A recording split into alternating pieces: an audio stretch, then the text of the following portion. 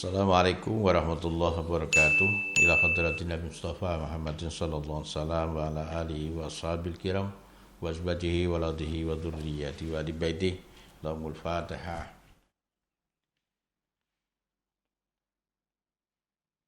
Wa ila hadrati abina sayyidina Adam wa minna sayyidatina Hawa wa lisa'il anbiya wal mursalin syuhada salihin wal ulama'il amilin wal awliyail arifin wal malaikatil muqarrabin wal jamil muslimin wal muslimat wal mu'minin wal mu'minat al ahya'i minhum wal amwat khususan walidaina wa muallimina waffadallahu lahumul Fatihah.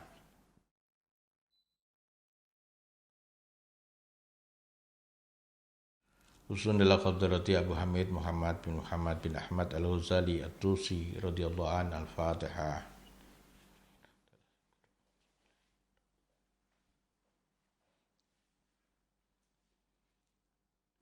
Subhanaka la ilma lana illa ma 'allamtana innaka antal alimul hakim. Bismillahirrahmanirrahim. Dalam pertemuan kita yang lalu sudah kita sampaikan apa yang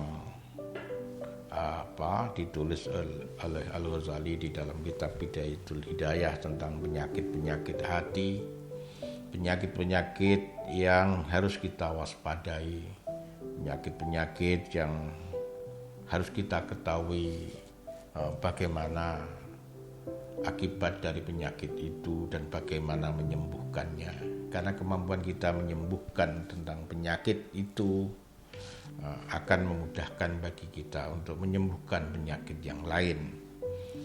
Penyakit itu dikatakan oleh Al-Ghazali adalah hasud, takabur, dan riya. Banyak hadis yang menerangkan tentang bahaya penyakit itu, tapi Al-Ghazali hanya menyebut satu hadis yang menurut beliau dianggap cukup mewakili hadis-hadis yang lain. Ada seorang laki-laki bertanya kepada Mu'ad bin Jabal radhiyallahu an. Kata laki-laki itu, hadisni hadisan sami'tahu min Rasulillah sallallahu alaihi wasallam. Qala fabaka Mu'ad hatta donantu annahu la yaskutu summa sakata.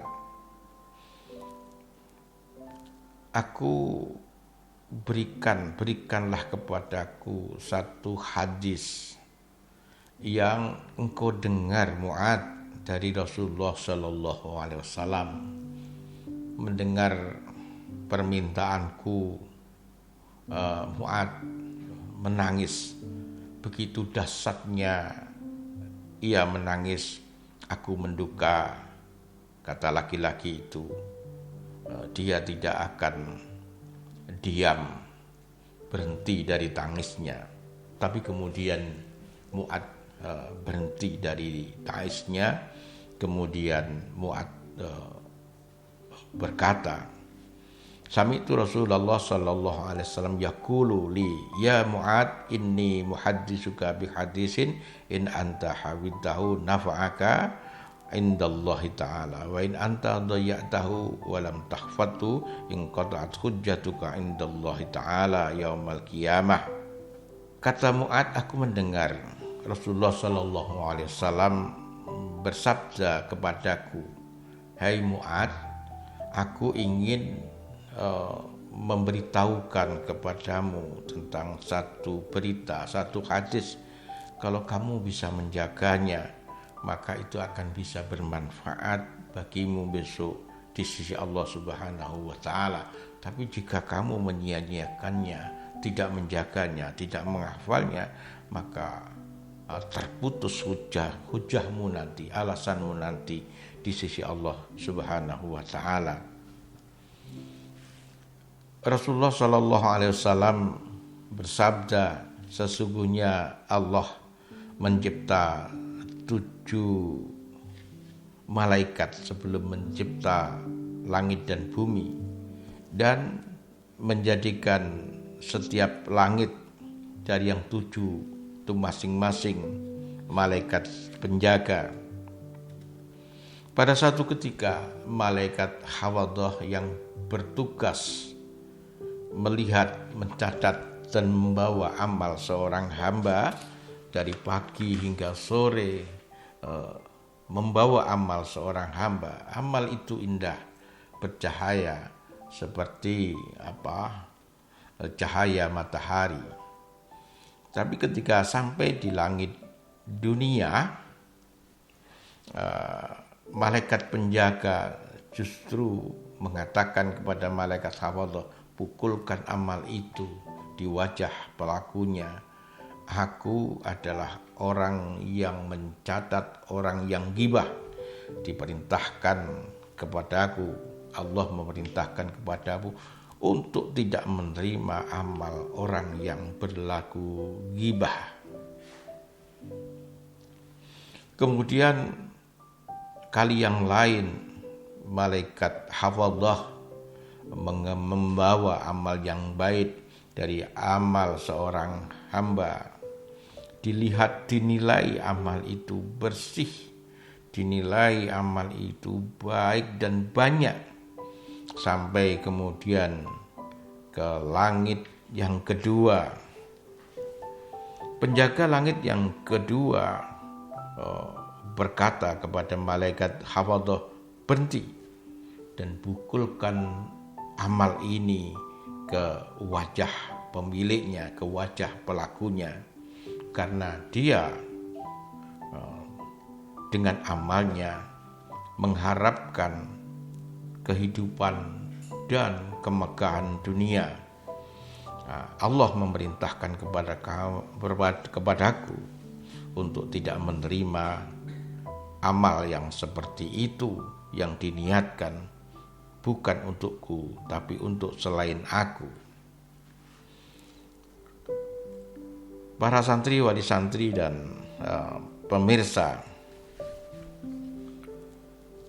kemudian malaikat Hafadah kali lain membawa amal seorang hamba yang amal itu cemerlang, buah dari sedekah, salat, puasa, sehingga menimbulkan kekaguman malaikat Hafadah. Bisa melewati langit yang pertama, langit yang kedua, kemudian sampai langit yang ketiga. Kemudian malaikat penjaga di langit yang ketiga berkata, berhenti, pukulkan amal ini ke wajah pelakunya. Aku adalah malaikat yang harus mendeteksi sikap takabur seseorang, dan aku diperintahkan oleh Allah untuk tidak menerima amal yang dilakukan bukan untuk Allah. Ia sebenarnya berlaku takabur kepada sesama manusia, menganggap diri di dalam majelis-majelis manusia. kali yang lain malaikat Hafadah membawa amal seorang hamba.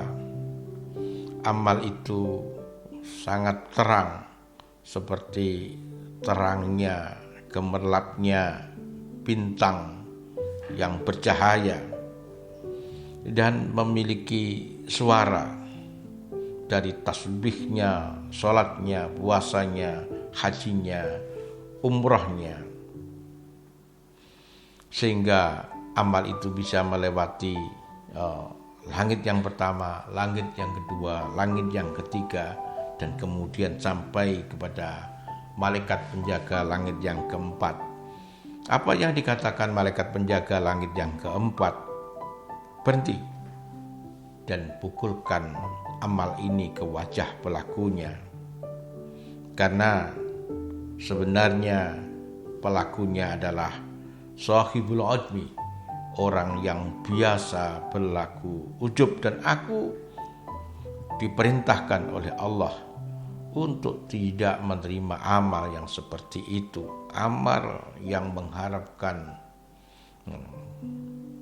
pujaan, sanjungan dari selain aku.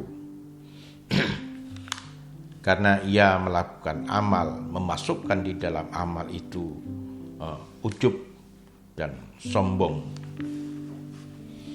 Kemudian kali yang lain malaikat Hafadah membawa amal seorang hamba bisa melewati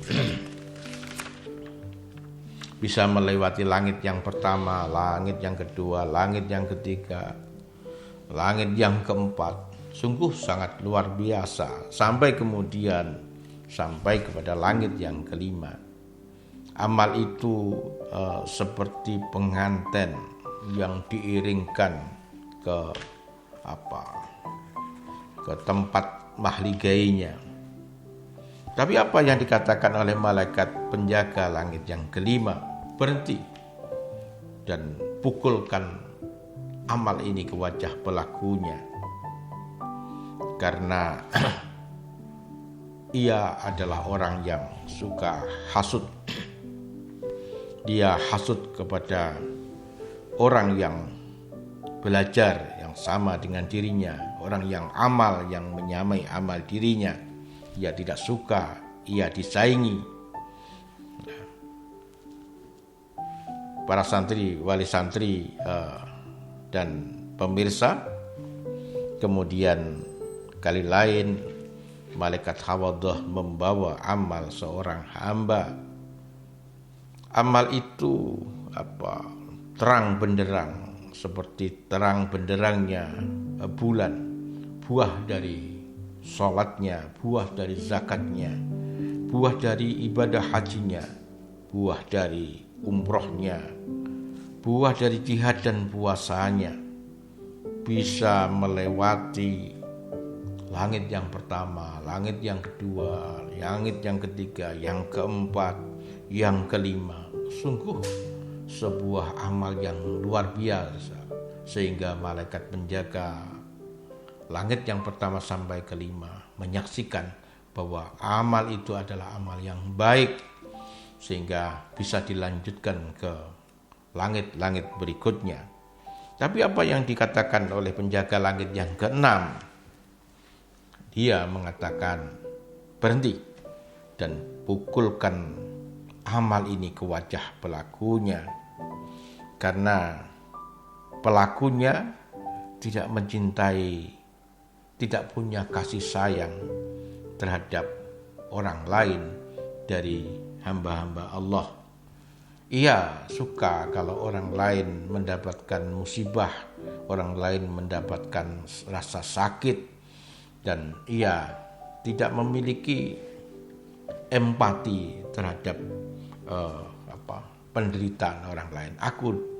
Allah memerintahkan kepada aku, kata malaikat penjaga yang langit keenam, untuk tidak menerima amal semacam ini. Kemudian yang selanjutnya, malaikat penjaga, malaikat Hafadah membawa amal seorang hamba dari sholatnya, puasanya, nafkahnya, jihadnya, sikap waroknya, amal itu memiliki bersuara gemuruh seperti suara tawon, suara lebah, dan terang bercahaya seperti cahaya matahari. Dan bersama dengan amal itu diikuti oleh 3.000 malaikat, bisa melewati langit 1, 2, 3, 4, 5, 6, kemudian sampai langit ke-7. Apa yang dikatakan oleh malaikat penjaga langit yang ke-7? Berhenti dan pukulkan amal ini ke wajah pelakunya. Karena apa? Karena ia